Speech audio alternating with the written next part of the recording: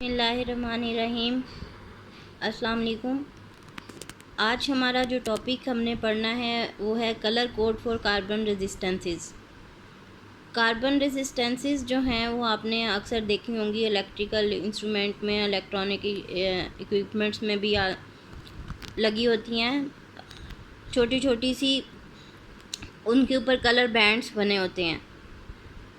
असल में ये जो हैं किस मटेरियल की, डिफरेंट मटेरियल की सिरेमिक रॉड कोन की फॉर्म में होती हैं और ये इसको सबस्ट्रेट कहा जाता है और इसके ऊपर एक थिन जो है रेजिस्टिव फिल्म ऑफ कार्बन जो है वो कोट कर दी जाती है।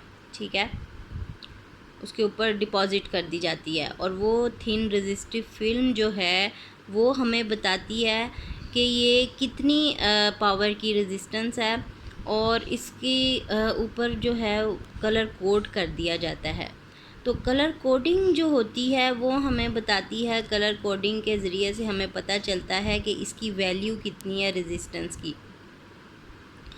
तो हमने अब जो इस टॉपिक में डिस्कस करना है वो क्या डिस्कस करना है कि जो कार्बन रेजिस्टेंसेस जो लगी होती हैं इलेक्ट्रिकल इक्विपमेंट्स में तो या इलेक्ट्रॉनिक इक्विपमेंट्स में, तो उसकी जो है कलर कोडिंग देख के तो हम बता सकें कि ये कितनी वैल्यू है रेजिस्टेंस की, कितनी वैल्यू की रेजिस्टेंस जो है वो लगी हुई है, तो हम इजीली जज कर सकते हैं। स्टूडेंट, जब आप प्रैक्टिकल करेंगे तो भी आपको ज़रूरत पड़ेगी रेजिस्टेंसेस की और उसके कलर कोडिंग की, तो ये चीज़ आपको आनी चाहिए। ठीक है, हम इसको डिस्कस कर लेते हैं, अब स्टडी करते हैं।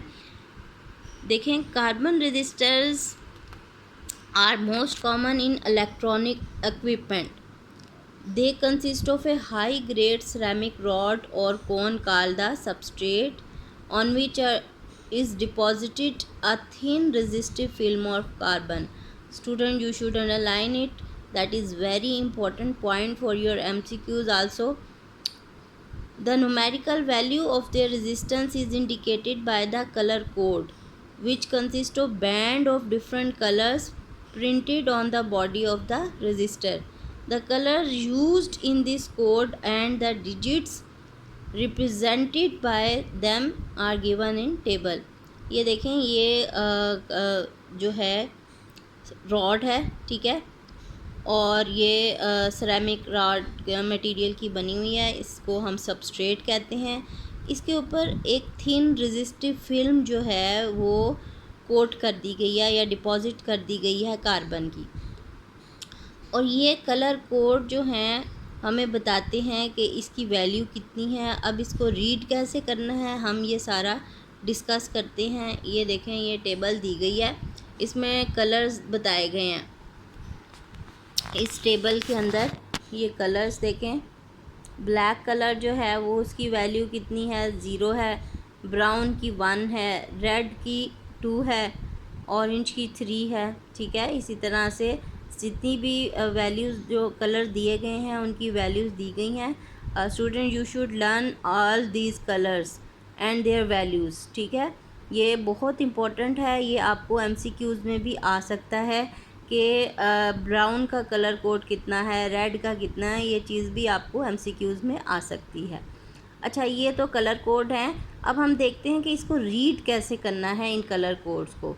ये देखें, यहाँ पे दिए हुए हैं, ये इसके ऊपर जो 4 बैंड्स बने होंगे कार्बन रेजिस्टेंस के ऊपर, तो फर्स्ट 3 बैंड्स जो हैं वो हम देखते हैं कि वो हमें क्या बता रहे हैं। फर्स्ट बैंड जो है वो हमें फर्स्ट डिजिट बताता है। ठीक है, ये हमारे पास फर्स्ट बैंड है, ये हमारे पास सेकंड बैंड है, ये थर्ड बैंड है। फर्स्ट बैंड जो है वो फर्स्ट डिजिट बता रहा है कि क्या नंबर है। देखें, अगर ये हमारे पास जो है ये रेड है, ठीक है, तो रेड की वैल्यू कितनी है, 2 है, तो हम इसकी जगह 2 लिख देंगे। ठीक है, सेकंड जो बैंड है वो हमें सेकंड डिजिट बता रहा है और सेकंड डिजिट भी हम लिख देंगे इसकी जगह। जो देखेंगे हम ये कौन सा कलर है, अगर हमारे पास जो भी कलर आ रहा है, फॉर एग्ज़ाम्पल वायलेट कलर आ रहा है, तो हम देखेंगे कि यहाँ पे वायलेट की वैल्यू कितनी है, 7 आ रही है। ठीक है। यहाँ कलर कोड से हम देख के, टेबल में से देख के, तो हम उसका कलर कोड यहाँ पे लिख देंगे 7। रेड का भी इसी तरह से उसमें टेबल में से वैल्यू देखी कि रेड की कितनी है, 2 है, तो वो हमने 2 लिख दी। रेड का भी नंबर ऑफ़ डिजिट लिख दिया, और जो सेकंड बैंड है उसका भी नंबर ऑफ़ डिजिट लिख दिया। ठीक है, यानी जितने दोनों जो बैंड्स हैं उन दोनों के हमने जो है नंबर ऑफ़ डिजिट रख दिए, लिख दिए। ठीक है। अब जो थर्ड बैंड है इसके हमने देखना क्या है नंबर ऑफ़ डिजिट। ये ऑरेंज है। ऑरेंज देखें, ऑरेंज की वैल्यू कितनी है, ऑरेंज की 3 है। तो यहाँ हम 3 नहीं लिखेंगे, यहाँ हम 3 ज़ीरोज़ डाल देंगे। यानी कि फ़र्स्ट 2 जो बैंड्स हैं उसका तो हमने नंबर ऑफ़ डिजिट लिखे, लेकिन जो थर्ड बैंड है उसके हमने डिजिट की जगह जितने भी 3 डिजिट हैं तो 3 ज़ीरो, 4 डिजिट आ रहे हैं तो 4 ज़ीरो, इसी तरह 7 डिजिट आ रहे हैं तो 7 ज़ीरोज़ आ जाएंगे। ठीक है, तो इस तरह नंबर ऑफ़ ज़ीरोज़ हमने डालने हैं थर्ड बैंड के। अब यहाँ पे हमारे पास फोर्थ बैंड भी है। फोर्थ बैंड जो है इसका कलर हमें बताएगा सिल्वर कलर या गोल्ड, ये होता है यहाँ पे जो फोर्थ बैंड है ना, सिल्वर या गोल्ड कलर का होता है। तो ये हमें बताता है कि इसकी टॉलरेंस लेवल कितना है। यानी टॉलरेंस लेवल का मतलब है कितना कम ज़्यादा हो सकती है अपनी मार्क्ड वैल्यू से। जो भी वैल्यू आ रही है, अगर 1000 आ रही है तो 1000 से ऊपर नीचे कितनी कम ज़्यादा हो सकती है। ठीक है, और ये उसका बैंड जो है वो हमें बताता है कि इसकी टॉलरेंस कितनी है। ठीक है, वो उसकी सिल्वर है तो ±10% होगी, गोल्ड है तो ±5% होगी। ये इम्पॉर्टेंट है फॉर योर MCQs आल्सो कि टॉलरेंस लेवल सिल्वर का कितना होता है और गोल्ड का कितना होता है। अब देखें स्टूडेंट, यहाँ पे हमने बना लिए रेड के डिजिट, वायलेट के डिजिट, ऑरेंज के डिजिट। ठीक है, नंबर ऑफ़ ज़ीरोज़। तो इसकी वैल्यू कितनी हो जाएगी 27,000। ये कितनी वैल्यू की रेजिस्टेंस लगी हुई है 27,000, प्लस माइनस टॉलरेंस कितनी है ±10%। ठीक है, तो इस तरह से हम इसकी वैल्यू जो है वो हम जज कर सकेंगे कि क्या वैल्यू की रेजिस्टेंस कितने वैल्यू की लगी हुई है।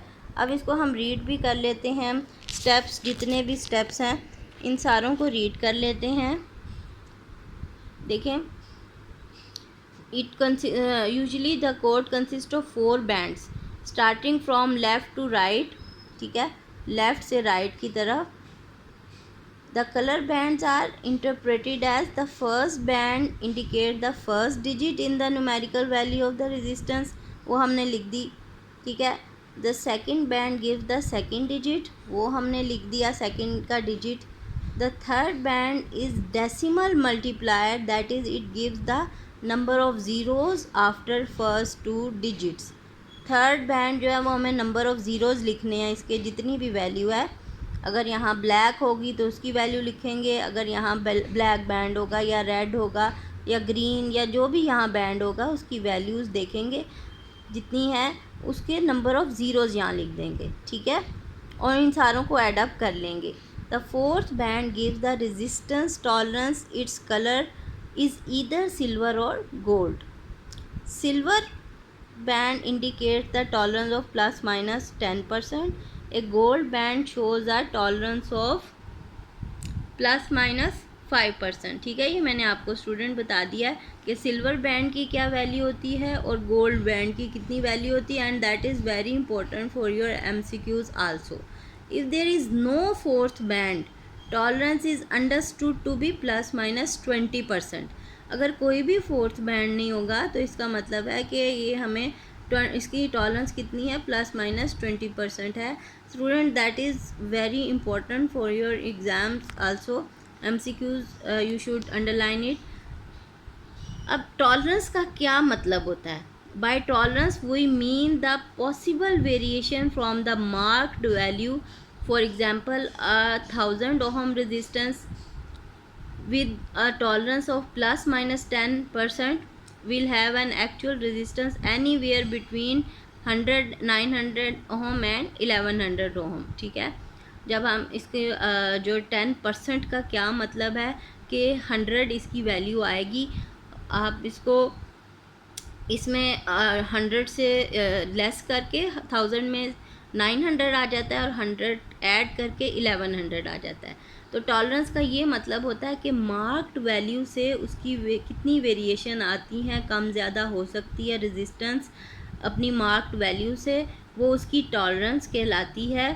ठीक है, और उसको ऐड या सब्ट्रैक्ट करके तो हम देख सकते हैं कि इतनी वैल्यू से वो कम ज़्यादा हो सकती है रेजिस्टेंस। ठीक है, तो स्टूडेंट हमें पता चल जाएगा अब कि हम किस तरह से उसकी रीडिंग जो है या कलर कोड के ज़रिए से उसकी वैल्यू जो है रेजिस्टेंस की किस तरह से निकाल सकते हैं।